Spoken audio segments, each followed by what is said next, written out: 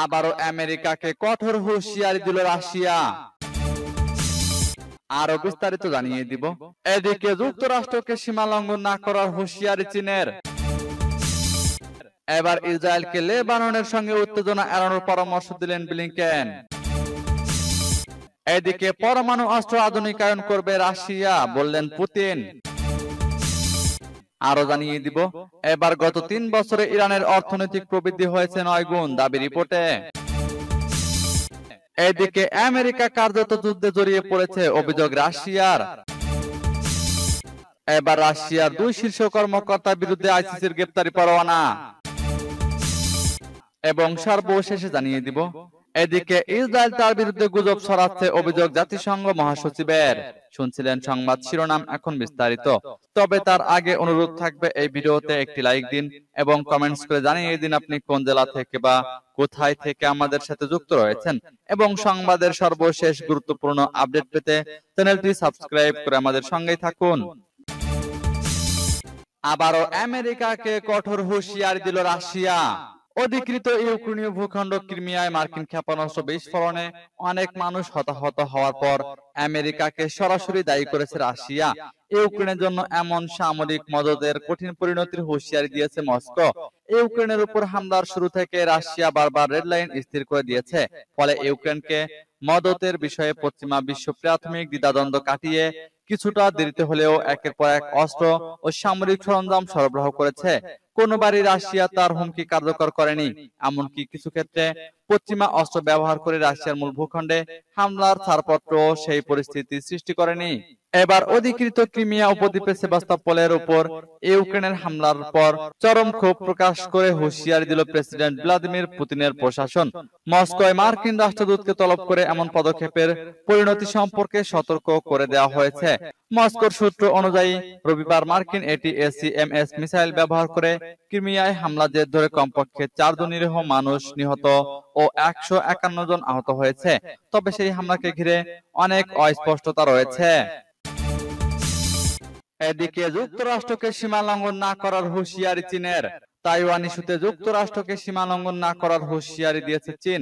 এক সংবাদ সম্মেলনে দেশটির পররাষ্ট্র মন্ত্রণালয়ের মুখপাত্র বলেছেন, কোন দেশ কিংবা সংগঠন যেন বেজিং এর সামরিক সক্ষমতাকে খাটো করে দেখার মতো ভুল না করে।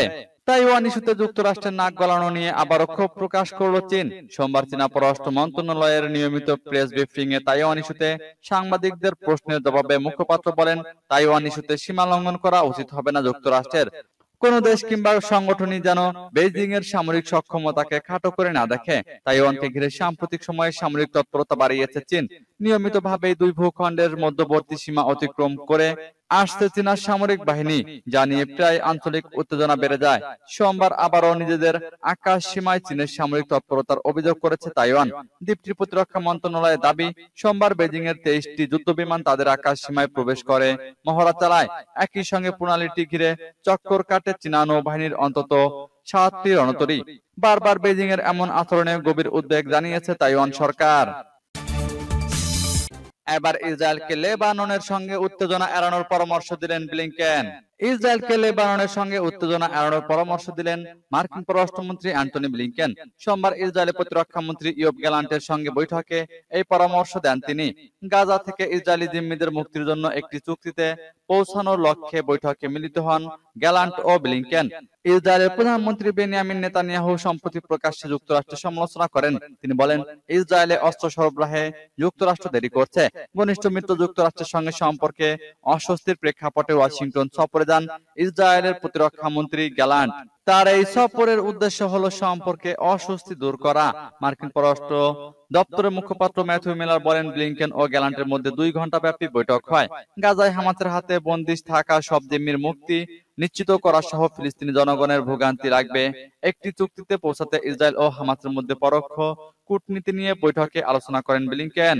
গাজায় হামাসের হাতে বন্দী থাকা সব জিম্মির মুক্তি নিশ্চিত করা সহ ফিলিস্তিনি জনগণের ভোগান্তি লাঘবে একটি চুক্তিতে পৌঁছাতে ইসরায়েল ও হামাসের মধ্যে পরোক্ষ কূটনীতি নিয়ে বৈঠকে আলোচনা করেন ব্লিংকেন।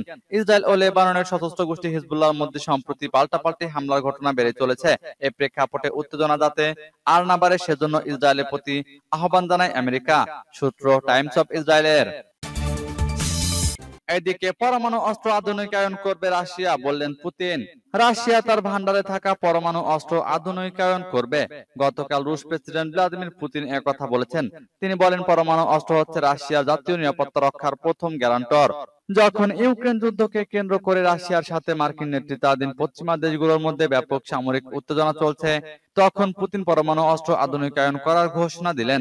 প্রেসিডেন্ট পুতিন হুঁশিয়ারি উচ্চারণ করে বলেন, জাতীয় সার্বভৌমত্ব ও নিরাপত্তা ঝুঁকির মধ্যে পড়লে রাশিয়া নিজেকে রক্ষা করার জন্য যে কোনো উপায় অবলম্বন করবে। সদ্য গ্রাজুয়েট হওয়া সামরিক বাহিনীর সদস্যদের লক্ষ্য করে প্রেসিডেন্ট পুতিন গতকাল এই বক্তব্য দেন। তিনি বলেন, বিশ্বে ক্ষমতার ভারসাম্য ধরে রাখা এবং রাশিয়ার জাতীয় নিরাপত্তা রক্ষার জন্য পরমাণু হচ্ছে প্রাথমিক গ্যারান্টর এবং আমরা সমস্ত পরমাণু অস্ত্র আরো উন্নত করার পরিকল্পনা নিয়েছি। এ বিষয়ে পশ্চিমা বিশ্বকে বার্তা দেওয়ার জন্য ক্রেমলিন গত মাসে রুশ বাহিনীকে সামরিক মহড়া চালানোর নির্দেশ দেয়, তবে ওই মহড়ায় কৌশলগত পরমাণু অস্ত্র মোতায়েন করা হয়নি। সূত্র পার্স টুডে। গত 3 বছরে ইরানের অর্থনৈতিক প্রবৃদ্ধি হয়েছে 9 গুণ, দাবি রিপোর্টে। ইরানের কেন্দ্রীয় ব্যাংকের গভর্নর মোহাম্মদ রেজা ফারদিন বলেছেন, বিগত 3 বছরে ইরানের 9 গুণ অর্থনৈতিক প্রবৃদ্ধি হয়েছে। একটি নির্দিষ্ট সময় তার পূর্ববর্তী একই সময়ের তুলনায় পণ্য ও অর্থনৈতিক সেবার উৎপাদন বৃদ্ধিকে অর্থনৈতিক প্রবৃদ্ধি বলা হয়।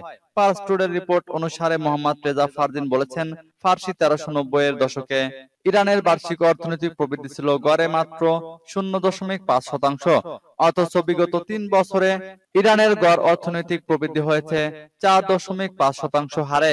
ইরানের কেন্দ্রীয় ব্যাংকের গভর্নর আরো বলেন, গত 3 বছরে ইরানের অর্থনৈতিক প্রবৃদ্ধি বিগত 20 বছরের গড় প্রবৃদ্ধির চেয়ে 2.7% বেশি ছিল।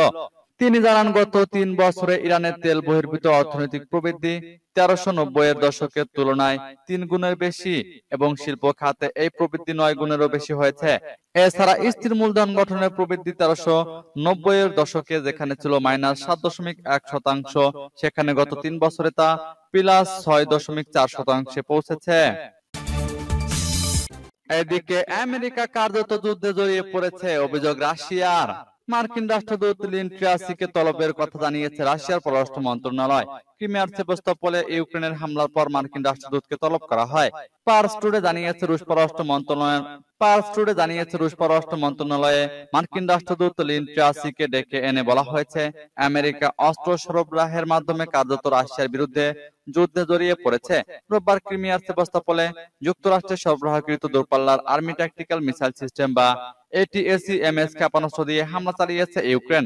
এতে 2 শিশু সহ অন্তত 4 জন নিহত ও 1.5 শতাধিক মানুষ আহত হয়েছেন বলে জানিয়েছে রুশ কর্মকর্তারা। রোববার রুশ প্রতিরক্ষা মন্ত্রণালয় জানায়, গুচ্ছ বোমা এয়ারহেড যুক্ত যুক্তরাষ্ট্রের সরবরাহ করা 4টি আর্মি ট্যাকটিক্যাল মিসাইল সিস্টেম বা ATACMS ক্ষেপণাস্ত্র ভূপাতিত করেছে রাশিয়ার আকাশ প্রতিরক্ষা ব্যবস্থা। তবে একটি ক্ষেপণাস্ত্র শহরের আকাশে বিস্ফোরিত হলে হতাহতের এই ঘটনা ঘটে।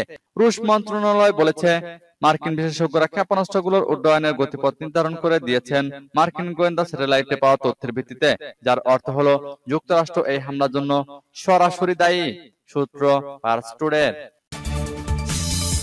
এবার রাশিয়ার 2 জন শীর্ষ কর্মকর্তার বিরুদ্ধে আইসিসির গ্রেপ্তারি পরোয়ানা।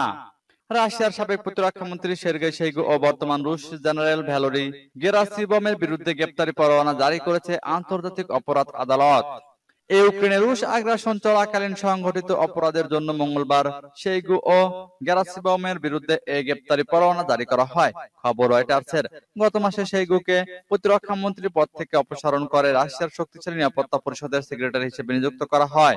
হেগ ভিত্তিক আন্তর্জাতিক অপরাধ আদালতের এক সংবাদ বিজ্ঞপ্তিতে বলা হয়েছে, শোইগু এবং গেরাসিমোভ ইউক্রেনের বেসামরিক নাগরিক ও লক্ষ্যবস্তুতে হামলা চালিয়ে যুদ্ধ অপরাধ এবং মানবতার বিরুদ্ধে অপরাধ করেছে বলে সন্দেহ করা হচ্ছে। বিজ্ঞপ্তিতে আরো বলা হয়, সন্দেহভাজন এই 2 জন 2022 সালে 10 অক্টোবর থেকে 2023 সালে 9 মার্চ সময়ের মধ্যে ইউক্রেনের বৈদ্যুতিক অবকাঠামোতে রুশ বাহিনীর চালানো ক্ষেপণাস্ত্র হামলার জন্য দায়ী।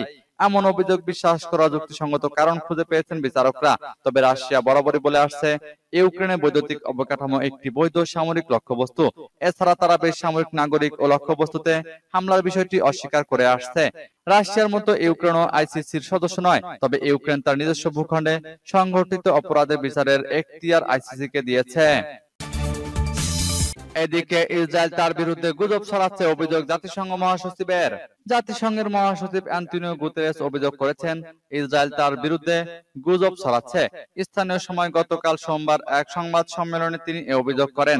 অ্যান্টনিও গুতেরেস বলেন, এক জায়গা থেকে বারবার বলতে শুনেছি আমি নাকি কখনোই হামাসের নিন্দা করিনি, আমি নাকি হামাসের সমর্থক। জাতিসংঘ মহাসচিব বলেন, আমি 102 বার হামাসের নিন্দা জানিয়েছি, এর মধ্যে 51 বার ছিল আনুষ্ঠানিক বক্তব্য, অন্যগুলো সামাজিক যোগাযোগ মাধ্যমে।